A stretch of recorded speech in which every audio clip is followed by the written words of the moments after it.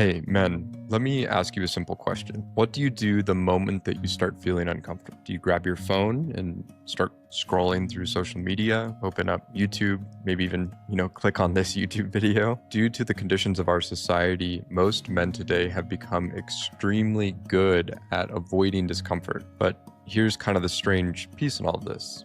The more that we avoid our discomfort, the more pain we're actually creating for ourselves. So the more that we try to avoid pain, the worse our lives actually become. There's an ancient teaching in Buddhism called the parable of two arrows that actually kind of explains this concept pretty well. Buddha said that when something painful happens to us in our life, it's like being struck with an arrow. Maybe it's rejection, maybe it's anxiety, maybe it's loneliness or failure or getting our heart broken, maybe it's uncertainty about where our life is going. Something happens, and that's when the first arrow hits us. And what the Buddha basically said is this arrow is unavoidable.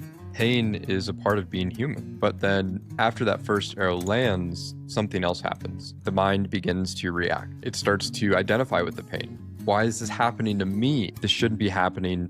I can't handle this. Or whatever that mental jargon is that plays in our head. We end up replaying the situation, we blame people, we distract ourselves, we numb ourselves, and in doing so, we shoot ourselves with the second arrow. The Buddha taught that most of our suffering in life doesn't come from the first arrow, it comes from the second, from our resistance to feeling the pain that the first brought with it. So today, for modern men, our contemporary culture makes escaping life extremely easy. The moment that you feel restless, you can grab your phone. When you feel lonely, you can open up pornography. You can drink alcohol. You can go on Netflix and have endless entertainment. Maybe when you feel anxious, you bury yourself in your work, or you stimulate yourself, or somehow you just completely distract from what's going on. At almost any moment, we have access to something that can help us to avoid discomfort. But the pain that we're trying to escape doesn't actually disappear when we try to use something external to soothe it. It just waits, and over time, it builds beneath the surface. And this is part of the reason why today so many men feel stuck or restless or just disconnected from themselves. Not because they're weak,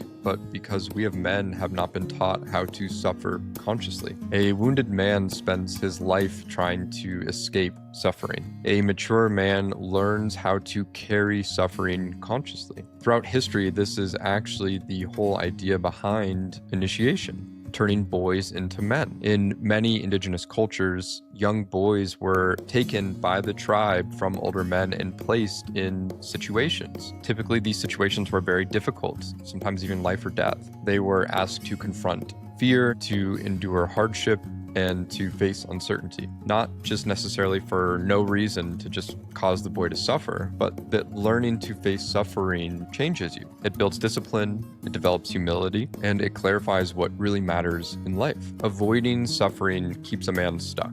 Facing suffering slowly matures him. So in a practical sense, what does this look like in everyday life? It doesn't mean seeking out pain just for the sake of it.